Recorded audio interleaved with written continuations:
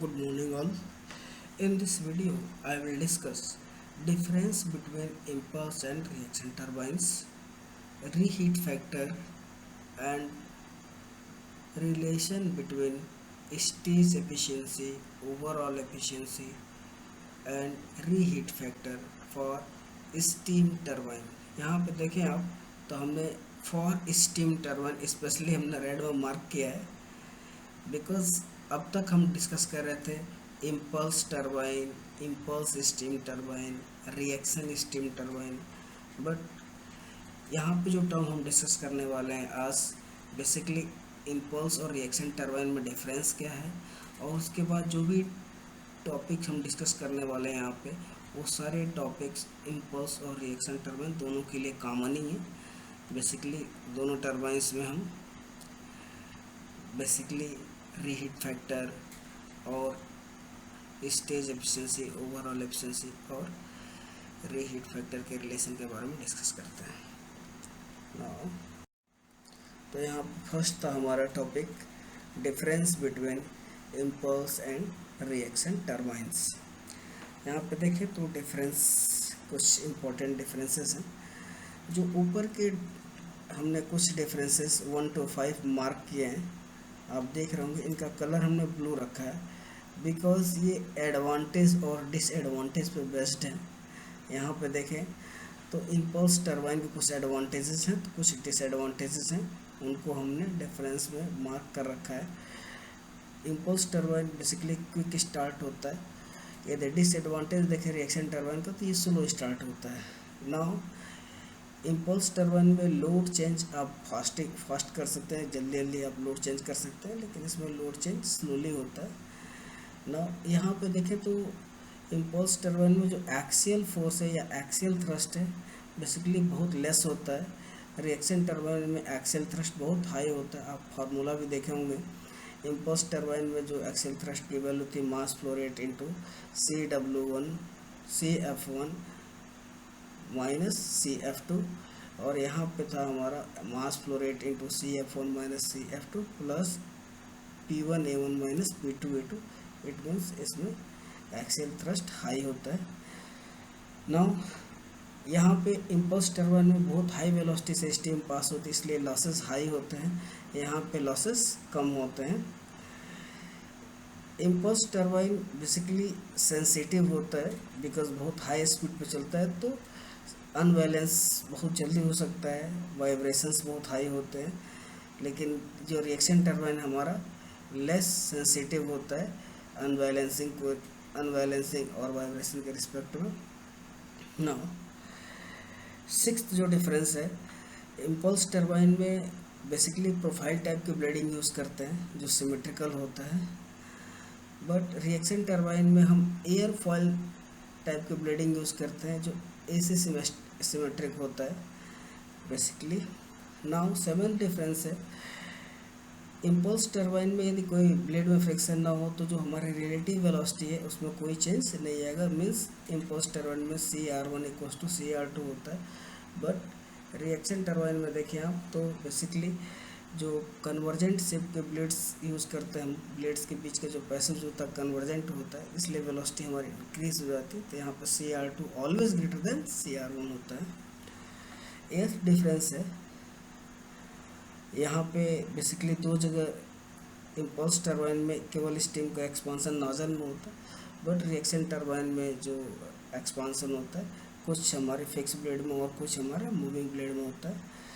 अब next difference is जो हमारे ब्लेड होते हैं उसके इनलेट और एग्जिट में प्रेशर हमारा सेम होता है, बट रिएक्शन टरबाइन में देखें तो इनलेट में प्रेशर हाई होता है और एग्जिट में प्रेशर कम होता है जिससे हमारा रिएक्टिव फोर्स मिलता है। 10th डिफरेंस जो है हमारा जो ब्लेड एफिशिएंसी कर्व है फार्मूला जो हम डराइव करते हैं तो बेसिकली ब्लेड एफिशिएंसी का जो कर्व आता है, कर्व का फार्मूला आता है, कर्व आता है दैट इज़ फ्लैट, और यहाँ पे जो फार्मूला आता है इस फार्मूले के अकॉर्डिंग हम बोल सकते हैं कि blade efficiency curve is more flat, इससे ज़्यादा फ्लैट होता है। Now last difference, steam velocity is very high and therefore the speed of turbine is high, अभी हम डिस्कस किए थे। तो हाई स्पीड होने के प्रॉब्लम्स के बारे में हम डिस्कस किए थे। लास्ट डिफरेंस, इसकी स्पीड हाई होती है और रिएक्शन टरबाइन की स्पीड स्लो होती है।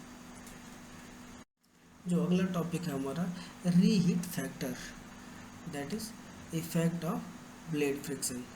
बेसिकली जो ब्लेड होता है उस ब्लेड में स्टीम हमारी जब पास होती है तो ब्लेड में फ्रिक्शन है, इट मीन्स जो स्टीम इससे पास होगी उसकी वेलोसिटी क्या होगी, डिक्रीज हो जाएगी।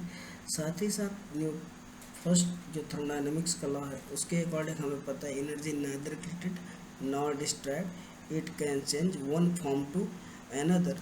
तो यहाँ पे बेसिकली जो फ्रिक्शन की वजह से हमारा क्या होगा, तो वेलोसिटी डिक्रीज होगी बट वहाँ पे हीट जनरेट हो जाएगा। इस वजह से हम जो ब्लेड के फ्रिक्शन होता है उसको हम बोलते हैं कि स्टीम की हीटिंग का काम करता है, तो इसलिए हम बोलते हैं रीहीट फैक्टर। इसको हम लोग डिफाइन करते हैं, it is defined as the ratio of cumulative heat drop to the isentropic heat drop in all the stages of the turbine। Means suppose एक स्टीम टरबाइन है जिसमें 3 स्टेज हैं, P1 से P2 एक स्टेज है, then P2 से P3 pressure drop हो रहा है स्टेज 2 में, देन P3 से P4 स्टेज 3 में प्रेशर ड्रॉप हो रहा है। तो हर एक स्टेज में जो कम्युलेटिव जो हमारा हीट ड्रॉप हो रहा है और टोटल आइसेंट्रोपिक हीट ड्रॉप जो होगा, इन दोनों के रेशियो को हम लोग बोलते हैं रीहीट फैक्टर या इफेक्ट ऑफ ब्लेड फ्रिक्शन। यदि यहाँ पे देखें आप तो basically cumulative isentropic heat drop की वैल्यू जो होगी हमारी, तो यहाँ पे देखें तो स्टेज 1 के लिए, स्टेज 1 में जो हमारा यदि देखें तो एक टरबाइन है जिसमें बेसिकली जो हमारा प्रोसेस आइसेंट्रोपिक के जगह पे फ्रिक्शन की वजह से हमारा रियल प्रोसेस हो जाए। मीन्स यदि कोई स्टीम A1 स्टेट से सैचुरेटेड स्टेट, मीन्स यहाँ पे H S diagram Molière diagram में ये जो लाइन हमारी येलो कलर की ये शो करी हमारी सैचुरेशन कर, तो मान लीजिए सैचुरेटेड स्टीम A1 स्टेट से सपोज A4 स्टेट की ओर जा रही है, मीन्स A1 से A2 then A3 then A4, means actual process हो रहा है, जबकि आइसेंट्रोपिक प्रोसेस हमारा A1 से D होता। तो इस केस में हम बोल सकते हैं कि ये प्रोसेस हमारा एक्चुअल हुआ है, मीन्स ब्लेड में फ्रिक्शन हुआ है, तो प्रोसेस हमारा आइडियल नहीं है। तो एक्चुअल प्रोसेस में हम बोल सकते हैं कि स्टेज 1 में यदि हम आइसेंट्रोपिक हीट ड्रॉप की बात करें तो A1 से B1 के बीच में होता है A1 B1 डिस्टेंस। नाउ यदि हमारा स्टेज ऐसा न हो कि हमारा ऐसा नहीं हुआ है, आइसेंट्रोपिक हीट ड्रॉप नहीं हुआ है, ये हुआ हमारा A1 टू A2, यदि A1 A2 प्रोसेस हमारा आइसेंट्रोपिक होता तो ये हमारा हीट ड्रॉप होता। देन A2 A3 प्रोसेस यदि हमारा आइसेंट्रोपिक होता तो ये हमारा हीट ड्रॉप होता।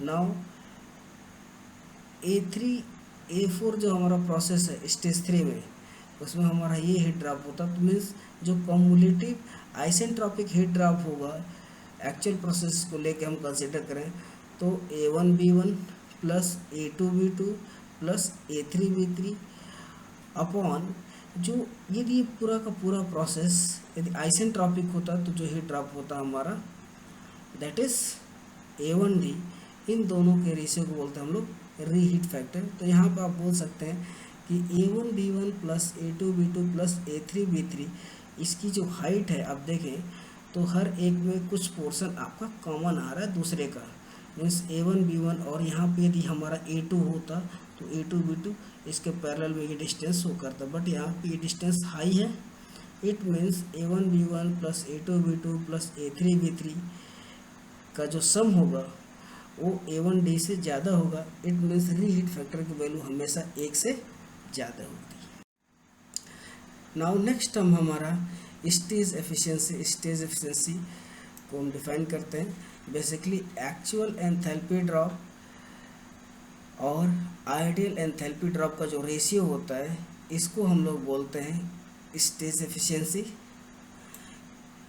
और ओवरऑल एफिशिएंसी जो होता है बेसिकली यहाँ पे एक सिंगल स्टेज की बात करते हैं। ओवरऑल एफिशिएंसी में the sum of actual enthalpy drop upon total enthalpy drop, means हर एक स्टेज में जो एक्चुअल एंथैल्पी ड्रॉप है उनका सम और टोटल एंथैल्पी ड्रॉप का जो सम होता है उसको हम लोग बोलते हैं ओवरऑल एफिशिएंसी। इसको यदि हम डायग्राम की हेल्प से समझें तो आप बोल सकते हैं कि यदि एच डायग्राम प्लॉट करें तो हॉरिजॉन्टल एक्सिस पे एंट्रोपी और वर्टिकल एक्सिस पे एंथैल्पी को ड्रॉ करें, देन सैचुरेशन कर्व ड्रॉ करें। नाउ हमने ये एक स्टेज शो किया है P1 P2 प्रेशर का stage 1, then P2 P3 that is stage 2 and P3 P4 that is stage 3। यदि ये 3 स्टेजेस में स्टीम का एक्सपांसन हो रहा है तो यहाँ पे हमने स्टीम हम मान के चल रहे हैं कि सैचुरेटेड स्टेट A1 से यदि एक्सपेंड हो रही है और वो प्रोसेस हमारा आइसेंट्रोपिक नहीं है। मीन्स यदि आइसेंट्रोपिक होता तो हर एक स्टेज में एंट्रोपी क्या होती है, हमारा जो लाइन होता वो हमारा लाइन वर्टिकल आता, लेकिन ये देखें आप तो वो इंक्लाइंड है। इट मीन्स प्रोसेस हमारा एक्चुअल हो रहा है। नाउ इस प्रोसेस में यदि हम हर एक स्टेज पे बोल सकते हैं कि ये कैसे पास हो रहा है, तो A1 A2 expansion in stage 1, A2 A3 then A3 A4। Now यदि हम फर्स्ट स्टेज की बात करें तो हम बोल सकते हैं फर्स्ट स्टेज में जो A1 A2 एक्सपांसन हुआ था वो आइडियल होता तो हमारा A1 से लेके B1 तक होता। तो हम बोल सकते हैं ये एक स्टेज है, इस स्टेज में एक्चुअल एंथैल्पी ड्रॉप और आइडियल एंथैल्पी ड्रॉप का जो रेशियो होगा दैट इज स्टेज एफिशिएंसी। तो यहाँ पे हमारा आइडियल एंथैल्पी ड्रॉप देखें आप तो आइडियल एंथैल्पी यदि वर्टिकल एक्सिस पे देखें तो ये हमारा एंथैल्पी ड्रॉप है A1 B1, ये हमारा आइडियल है।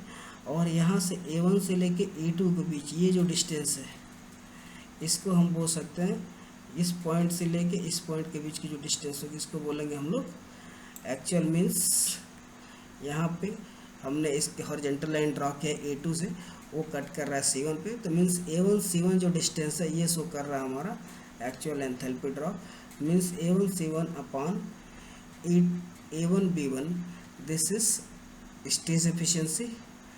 नाउ यदि ओवरऑल एफिशिएंसी कैलकुलेट करना चाहें हम तो यहाँ पे हर एक स्टेज में आप देखें तो आइसेंट्रोपिक एक्सपांसन कुछ ऐसा होता और एक्चुअल में जो हमारा एंथैल्पी ड्रॉप होता।